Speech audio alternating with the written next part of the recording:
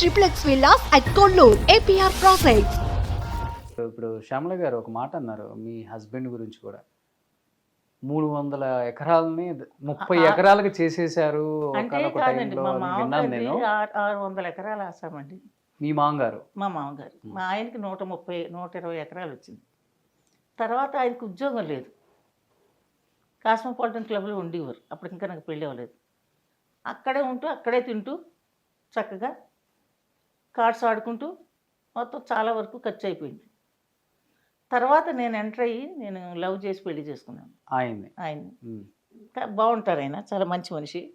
నేను అన్నాను, చూడండి మగాళ్ళు అన్నాక ఏదైనా బిజినెస్ చేయాలా, ఓ రూపాయైనా సంపాదించి భార్యకి ఇవ్వాలి, అలాంటి మగాళ్ళు అయితే బాగుంటుంది, నాకు ఇష్టం అని. అప్పుడు ఏం చేశానంటే, మా షిప్పింగ్ ఉంది మాకు.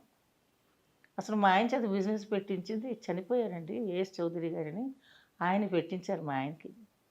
అది అమ్మేసేసి జీడి గోపాల్కని ఆయనకి అమ్మేశాడు అనమాట, ముదిరై. అమ్మేసి షిప్పింగ్ ఆయన పెట్టుకున్నాడు. అమ్మేసిన డబ్బు వెంటనే చౌదరి గారికి పంపించేశాడు, 7 లక్షలు పంపించేశాడు. షిప్పింగ్ ఆయన దగ్గర పెట్టుకున్నాడు కదా, రష్యన్స్ వచ్చేవారు, వాళ్ళందరికీ భోజనాలు అన్నీ ఏర్పాటు చేసి ఇవ్వడు. ఇది ఆ సంవత్సరానికి ₹1,00,000, మూడు గొడవలు ఉన్నాయి మాకు హార్బర్లో. ఆ డబ్బు తీసుకొచ్చి నా దగ్గర 25 ఉందనుకోండి, మా ఆయన తాతయ్య అనేదాన్ని నేను. నాకంటే 22 ఏళ్ళు పెద్దోడు మీ వారు మా వారు. అంత పెద్ద ఆయన ప్రేమించారా మీరు? చాలా అందంగా ఉంటాడండి మా ఆయన, పెద్దోడు అంటే నమ్మరు, చిన్నోడే ఉంటాడు. ఓకే. అంటే అతను ఏమనేదాన్ని అంటే, మీ దగ్గర 25,000 ఉన్నాయా అండి? ఏమ్మా, నా దగ్గర 25,000 ఉన్నాయి తాతయ్య, అది ఇది కల్పిస్తాను, మళ్ళీ అందరూ వడ్డీ పట్టుకుంటాను కదా అని. అలాగలాగలాగలాగలాగా వడ్డీ వ్యాపారం మొదలు. అంటే ఏ భార్యకైనా జీవితంలో ఒక అపవాదం అనేది రాకూడదు. తన భర్తని తనే చంపించింది ఆస్తుల కోసం, ఆస్తి మొత్తం కాజేసింది శ్యామల అని బయట కొంతమంది మాట్లాడుకోవటం మీరు విన్నారు కదా? నేను విన్నాను, కానీ ఒక్క విషయం చెప్తాను వినండి. నా హస్బెండ్ చెడ్డవాడైతే అసలు పెళ్ళే చేసుకోనుగా, ఆయన ఎందుకు మారుస్తాను? ఇంకొక విషయం, ఆయన ఆస్తి ఉంది, నా ఆస్తి కంటే ఎక్కువ ఆస్తి ఏం కాదు. నాకు షూటింగ్ బంగ్లా ఉంది, మరిపడి సినిమాలో ఉంటుంది నా ఇల్లు. తర్వాత మొగుడు పెళ్ళాలు ఎవరు, మన కంటకడ ప్రసాద్ గారు తీశారు. దాంట్లో నేను ఒకటే చెప్పాను, తరణిని అడిగాను, ఏంటి బెటర్మెంట్ ఏం చేయాలి తరణి అంటే, వాటర్ ఫాల్స్ వేద్దాం శ్యామల అన్నాడు. ఆ కాలంలోనే ₹50,000 ఖర్చు అయ్యేది నాకు. తరణి నాకు ఫస్ట్ మంచి ఫ్రెండు, మంచి మనిషి. వాళ్ళ నాన్నగారు తోటగారు. నాకు పచ్చబొట్టు సినిమాలో పచ్చబొట్టు తీస్తున్నప్పుడు గోరింటాకు తీస్తున్నప్పుడు ఆయన చూసి సంగీతం శ్రీనివాసరావు గారు చెప్పారు, ఆవిడెవరో కానివ్వండి చాలా బాగా చేస్తుంది, శ్యామల అంటే కొత్తగా వచ్చిందని. అప్పుడు గోరింటాకు నుంచి నాకు నేను ఈ డైరెక్షన్ ఇంకో డైరెక్షన్లో యాక్ట్ చేశాను. అలాగే నాకు వచ్చాయి, కానీ నేను ఎవరి దగ్గరికి వెళ్ళి వేషం అడిగింది లేదు, ఇచ్చింది లేదు. తర్వాత తరంగిణి చేశాను. తరంగిణి చేస్తే ఓహో అని పోయింది. తర్వాత మళ్ళీ దాంట్లో తరంగిణి తర్వాత ఇంట్లో రామవీధుల కృష్ణ చేశాను. ఇంట్లో రామవీధుల కృష్ణకి తర్వాత తరంగిణి చేశాను. తరంగిణి తర్వాత ఇంకో సినిమా తీస్తాను, మధ్యలో ఆగిపోయింది. ఆగిపోయినప్పుడు తర్వాత రాఘవ్ గారు అన్నారు, శ్యామల రీషూట్ చేస్తున్నాము. నేను లేకుండా డబ్బింగ్ చెప్పించుకున్నాను నా వాయిస్కి. నేను మళ్ళీ రీషూట్ చేస్తున్నాను, అందుకని ఈ సినిమాకి నువ్వు వచ్చి కొంచెం యాక్ట్ చేస్తాను. చేయనండి, ఎవరి చేత అయితే డబ్బింగ్ చెప్పుకున్నారు వాళ్ళని యాక్ట్ చేయమని అన్నారు. మీ ఆయన ఎక్కువ మీకు భయపడతారా, లేకపోతే మీరు ఆయనకు భయపడే వాళ్ళు ఆ రోజుల్లో? ఏమీ లేదు, ఇద్దరికి ఏమీ లేదు. నన్ను చూస్తే ఆయన భయపడ్డా, ఆయన చూస్తే నేను భయపడ్డాను.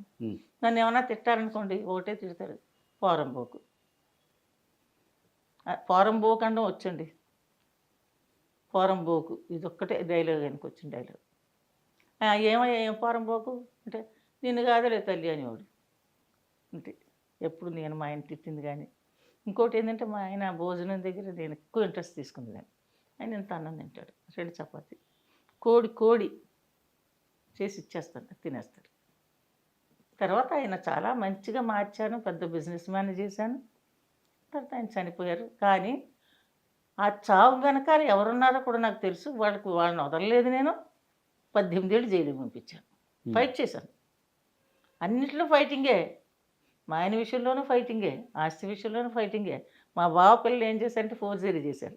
బావ పిల్లలు మా ఆయన సంతకం ఫోర్జరీ చేశారు. ఒక్క విషయం చెప్తానండి, మా పొలంలో నుంచి నీళ్ళు వెళ్తున్నాయి అనుకోండి, మా ఆయనకు కావాల్సిన వాళ్ళు ఇల్లు రాసిన వాళ్ళు అయితే, ఎరా పొలంలో ఎందుకంటే నీళ్లు తీసుకుంటున్నారని అడుగుతారా? అడగరు కదా, అంతే కదా, అన్నపిల్లలే కదా. అంటే నీళ్లు తీసుకుంటున్నాడు, ఎవరో చెప్పారు, సార్ ఇలాగా కవతగాడు చెప్పాడు, ఇట్లా నీళ్లు తీసుకుంటున్నారు సార్. ఎరా రమేష్, నన్ను అడగకుండా నీళ్ళు ఎవరు తీసుకున్నాడు, కట్ చెయ్యి అన్నాడు. అంత మిమ్మల్ని కట్ చేసే మనిషి మీకు విల్లారా రాస్తారు సార్? పైపెచ్చి వళత్తా మగ అన్నాడు. ఎక్కడ రాస్తారు అని అడిగాను నేను. నాకు తెలియని విషయం అంటే ఇది లేదండి, దైవ సాక్షిగా చెప్తున్నా. అంటే క్లబ్లో రాశాడు అన్నాడు కాసేపు. సూళ్ళూరుపేటలో రాశాడు అన్నాడు కాసేపు. కాదు, ఎక్కడ రాశాడు నాకు తెలియదు అన్నాడు. నాకు పలానా సూళ్ళూరుపేట చెప్తే నమ్మానని చెప్పాడు. సరే అందరినీ పిలవండి అన్నాను. అందరిని పిలిపించాను కోర్టు. అందరూ తప్పుడు సాక్ష్యాలే. వాడు వచ్చాడు, ఆ సూళ్ళూరుపేట చనిపోయాడు అనమాట. చనిపోతే కొడుకు వచ్చాడు. నాకు తెలుగు తప్ప ఇంకే భాష రాదండి అన్నాడు. ఏది రాదా అన్నాను. రాదండి. మా చిన్నబాబు కొడుకు నా దగ్గర ఉన్నాడు. ఆంటీ అన్నీ వచ్చాడు అన్నాడు. సరే ఏ భాష రాదంట? రాదండి. సరే ఏదో రాదంటే, సరే బాబు సత్యం చేసి చెప్పు అన్నాడు. సత్యమా సొల్లురంగా అన్నాడు. అయిపోయిందిగా. ఏ భాష రాదన్నాడు కదా సార్, మరి తమిళ మాట్లాడుతున్నాడు ఏంటన్నాను నేను. అలాగే అన్ని కేసులు గెలిచి, మా ఆయన కేసు గెలిచి నన్ను చంపేసి నాకు ఇవన్నీ దెబ్బలే కదండి. అంటే మీ మీద అటెంప్ట్ జరిగిందమ్మా? నేను వచ్చేటప్పటికి వెయిట్ చేస్తున్నాడు వాడు. 4 నుంచి 5 వరకు లోపుగా మా ఆయన చంపేశారంట. అంటే నేను చూడలేదు సుమండి. తర్వాత నేను వచ్చేటప్పటికి నేను తలుపు మీద చెయ్యి ఇలాగ వేసాను. చెయ్యేసి హ్యాండిల్లో పట్టుకుని వెళ్ళబోతున్నాను, ఫట్న ఇక్కడికి తగిలింది. ఇంకో కుట్లు ఇవన్నీ. మరి ఏదో పడిపోయింది చూడడానికి కూర్చుని పడిపోయింది అనుకున్నానండి. కొడుతున్నాడు అనుకోలేదు. ఫట్ని కొడుతున్నాడు. ఎందుకురా కొడుతున్నావు అన్నాను. అటు కొడతానే ఉన్నాడు. ఎలా పడిపోయింది ఇలాగా. ఇక్కడ కొట్టాడు లాస్ట్ దెబ్బలు. ఇది ఇక్కడ కొట్టాడు. ఇది లోపల పోయింది. ఆ తర్వాత నేను ఇలా పడిపోయింది కదా, చచ్చిపోయి అనుకున్నా, తెలిసి వెళ్ళిపోయాడు. ఇంకొక దెబ్బ కొట్టుంటే చచ్చిపోతున్నామోనండి.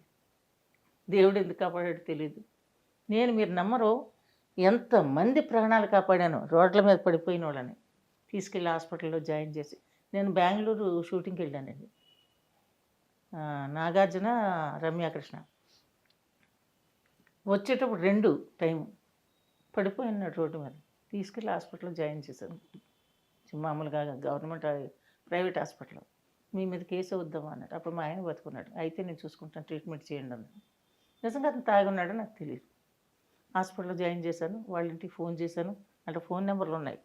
వాళ్ళ వైఫ్, పిల్లలు, వాళ్ళ అన్న అందరూ పరిగెత్తుకొచ్చారండి. ఆ డబ్బు హెల్మెట్ అంతా ఇచ్చి ఇంటికి వచ్చేటట్టు 2 అయింది. మా ఆయన తిట్టాడు నన్ను. నీ మీదకి వస్తే నువ్వేం చేస్తాను, నేను చెప్తాను. ఒక మనిషి ప్రాణం మనం చూస్తుండగా పోతే ఎలాగ ఒప్పుకుంటా, నేను ఒప్పుకోను తాతయ్య అని నేను అంటాను. నా మీదకి ఏమీ రాలేదు.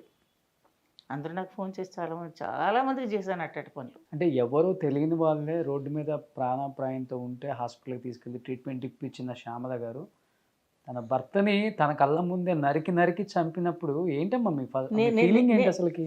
నేను లేను కదండి ఇంట్లో. బాడీ అయితే ఉంది, బాడీ ఉందని కూడా తెలియదు కదా నాకు. నేను మా ఫ్రెండ్ పేర్లు చెప్పనండి, వాళ్ళు చాలా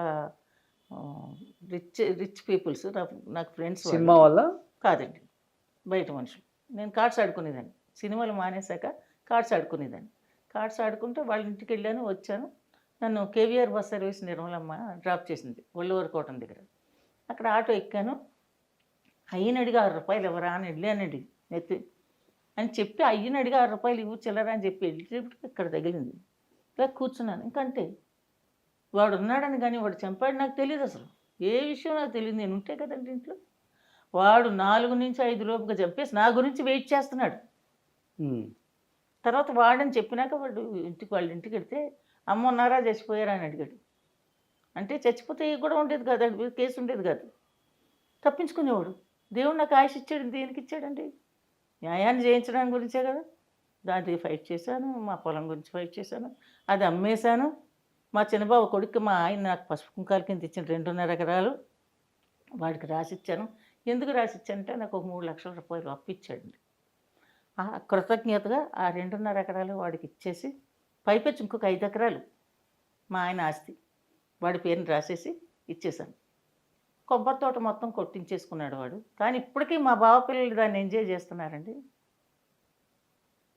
కానీ ఇది తప్పు అని ఎవరైనా అడిగారా? ఇంకొక విషయం చెప్తానండి. ఇది ఇప్పటివరకు నేను చెప్పలేదు. మా బావ పెద్ద కొడుకు ఆఖరి కొడుకు రమేష్ అడి పేరు. మా ఆయన 3 ఎకరాలు అమ్మాడండి. అమ్మినప్పుడు 25,000 అడ్వాన్స్ ఇచ్చాడు. తర్వాత రూపాయి ఇవ్వలేదండి. దానికి ఆడొక సంతకం ఫోర్జరీ చేసుకున్నాడు. ఇందులో ఎవరు తప్పు చేశారు, ఎవరు పాపం చేశారు మీరే చెప్పండి. ఇంకోటి ఏంటంటే నా మీద గ్రడ్జి వాళ్ళకి. మా ఆయనకి చాలా కాలం వరకు పెళ్లి కాలేదు.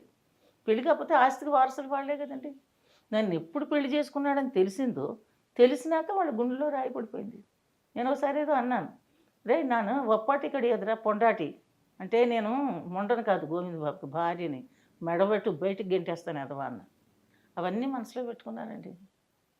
వాడి చేతి చెప్పించారు, అమ్మ చేయమంది, నువ్వు చేసావు, ఓకే. మీరు చంపించమన్నారని? నేను చంపించమన్నానని చెప్పాడు. కానీ అది ఎక్కడ చెప్పానంటండి, మా ఇంటి దగ్గర మురుగుడు గుడి ఉంది, వినాయకుడి గుడి ఉంది. దాంట్లో నా పేరు మా ఆయన పేరు రాసి ఉంటుంది, డొనేటెడ్ బై శ్యామల గోవిందబాబు అని రాసి ఉంటుంది. ఆ గుడి దగ్గరంట కారు ఆపమన్నానంట. కారు ఆపమని దిగరా అన్నానంట. కారులో నేను ఆడే కూర్చున్నాం, పెడతా ఉంటాం కదండి, ఎవడ విండు కదా. కారు దిగమన్నానంట, అది గుడి దగ్గర జనం వచ్చేపోయే గుడి దగ్గర దిగమన్నానంట. దిగమంటే దిగాడంట. ఏరా మడయా మన్నా ఇరుకు, ఏరా ఎదవా నీకు మైండ్లో మట్టి ఉందా, ఆ ముసలిని చంపేమన్నాను కదా నేను అన్నానంట. సరే టైం ఇంకా కుదరలేదమ్మా అన్నాడంట. సరే కారు ఎక్కన్నానంట. ఎవడన్నా నవ్వుతాడు కదండి. భర్తను అలా చెప్తారా? అలా కాదండి, అది అందరూ వినేటట్టు ఎలా చెప్తారండి. ఇద్దరమే వెళ్తున్నా కారులో, నేను ఆడే ఏసీ కారు, ఇద్దరం చెప్తూ వెళ్ళిపోవచ్చు కదా. ఇంకో మూడోవాడు వినే ఆస్కారం ఎవడిస్తాడండి? అంత ఇర్రులా అవతలలో. దాన్ని బట్టి ఆలోచించండి. అనేవాళ్ళు వాళ్ళకే దేవుడు ఏదో పనిష్మెంట్ ఇస్తాడు, మనం చెప్పక్కర్లేదు, ఇస్తాడు లేదు ఆయనకు తెలుసు. కానీ నా మొగుడు గురించి నేను ఎంత ఫైట్ చేసి వాడికి 18 ఏళ్ళు జైలు శిక్ష విధించాను. ఫైట్ చేశాను. నిజంగా మీ చిన్నాయనంటే మీకు ప్రేమ ఉండుంటే, నిజంగా మీ చిన్నాయనంటే అభిమానం ఉండుంటే నాతో ఫైట్ చేసి, నాతో కలిసి ఫైట్ చేసి మీ చిన్నాయన చెప్పినట్టు మీరు శిక్ష విధించారు కదా. ఏమీ చేయకుండా అలాగన్నారా? పైపెచ్చి అన్నీ అబద్ధాలండి. బాబ్జీకి కాస్మోపాలిటన్ క్లబ్లో మెంబర్ చేశారు. చేసినప్పుడు ఏం చేశారంటే, మా చిన్నాయన నన్ను క్లబ్లో మెంబర్ చేశాడండి. ఏమని చేశాడంటే వాళ్ళత్త మగ అంటే పెంచుకున్న కొడుకు చేయలేదండి, అన్న కొడుకు అని రాశాడు. అది అబద్ధమే, ప్రతిదీ అబద్ధం. మీరు అబద్ధం చెప్పి నన్ను చెప్పారంటున్నారా? రండి ఇప్పటికని తేల్చుకుంటాను. ఈ రోజుకు మించిపోయింది లేదు, రండి ప్రమాణం చేయి. నెత్తిమెత్త కొడుకు సూసైడ్ చేసి చచ్చిపోయాడండి, 4 కోట్లు అప్పు చేసి. అంతకంటే పాపం ఇంకేముందిరా? ఇప్పుడు ఇలా వణుకుతాడు. నేనే వణకట్లేదే, నాకు 74 ఏళ్ళు వచ్చినాయి. స్టిల్ ఐఎమ్ డైనమిక్ లీడ్ని. నీకు దమ్ముంటే రారా ఎదవా. ఇప్పటికైనా పొలం ఇచ్చేవచ్చు కదండి. ఎస్ఎస్ కన్స్ట్రక్షన్ అని వాళ్ళకి అమ్మేశాను. వాళ్ళది 40 లక్షలు తీసుకున్నాను. అంతా అయినాక ఇన్ని సంవత్సరాలు ఫైట్ చేసినాక అతనికి అమ్మేసేసి 40 లక్షలు తీసుకున్నాను. దాంతో ఇల్లు కొన్నాను. మరి ఇప్పటికి నువ్వు కదలట్లేదు ఎందుకు అక్కడి నుంచి? పెంచుకున్న కొడుకు అన్నావు కాదు, వళత మగ అన్నావు కాదు, అన్న కొడుకు కాదు, మరి ఎలాగా వచ్చింది ఆస్తి? ఆడ రమేష్ గారికి 3 ఎకరాలకి 25,000 తీసుకుంటే మరి మిగిలిన డబ్బు అంతా ఎక్కడికి పోయిందిరా? ఇచ్చావా నువ్వైనా? నీతిగల కుటుంబం ఇది. మీరు నీతిగల కుటుంబం అయితే నన్నానండిరా, నా కాలు చెప్పుకు కూడా పనికిరారు మీరు. నీతిగల కుటుంబం, నిజాయితీగల కుటుంబం అయితే, నిజంగా ఒక చౌదరి ఫ్యామిలీకి పుట్టినవి ఎదవ అయితే, ఖచ్చిత ఎదవ అయితే నా కాలుతో చెప్పుతో సమానం. ఇప్పటికైనా నిజం చెప్పండి, దేవుడు మెచ్చుతాడు. సో జీవితం అంతా పోరాటంతోనే సరిపోతుంది. పోరాడతానండి.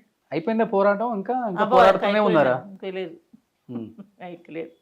దేవుడు ఇప్పటికి బాగా దేవుళ్ళ బాగా చూశాడు. అక్క నేను ఇద్దరు ఉంటాం. ఇన్ని ఆస్తులు పోయినాయి కదా, దాదాపు భర్త 120 ఎకరాలు, మీ ఆస్తులు. నేను రాకముందే పోయినాయండి. నేను వచ్చేటట్టుకు 38 ఎకరాలే మిగిలింది. నాకు పెళ్లి చేసుకోకముందే పోయినాయి ఆయన ఆస్తి అంతా. అప్పటికే పోయింది ఆస్తి అంతా. ఏముందండి, తినేది కూర్చునేది, ఇంట్లో క్లబ్లో కూర్చునేది, కార్డ్స్ ఆడుకునేది. ఆడ పయ్యేగాడని ఎప్పుడైనా పంట పడితే 10,000 తెచ్చిచ్చేది. ఆ 10,000 మడిసారి పెట్టుబడినే 10,000 పట్టుకుపోయేది. ఇంకేమంత తినడానికి ఆయనకి? అలాగే అమ్మి అమ్మి అమ్మి మొత్తం తినేశాడు. సో మీరు ఫైనాన్స్ చేసి సినిమాల మీద చెన్నైలో ఏమైనా కూడబెట్టారా, లేకపోతే ఫైనాన్షియల్గా మీకు ఇప్పుడు ప్రాబ్లం ఏం లేదా? దేవుని దగ్గర ఏ ప్రాబ్లం లేదండి. అంటే మీకంటూ పిల్లలు లేరమ్మా? లేరు. అంటే వద్దనుకున్నారా, లేకపోతే అంటే ఈ గొడవల వల్ల కాదండి, కుదరలేదా? కాదండి. ముందేమో పిల్లల్ని కందాం అనుకున్నాను. అనుకుని మా ఆయన నేను కూడా టెస్టులు చేయించుకున్నాం, కందామని డిసైడ్ చేసుకున్నాను. కానీ నాకు ఛాయాదేవి గారు గుర్తొచ్చారండి. ఛాయాదేవి గారు ఏం చేశారంటే చెల్లెలు కూతుర్ని పెంచుకున్నారు. తర్వాత ఆవిడ చాలా ప్రాబ్లమ్స్ పడిందండి. పాప అమ్మాయి వెళ్ళిపోవడం అయిపోయింది ఇవన్నీ.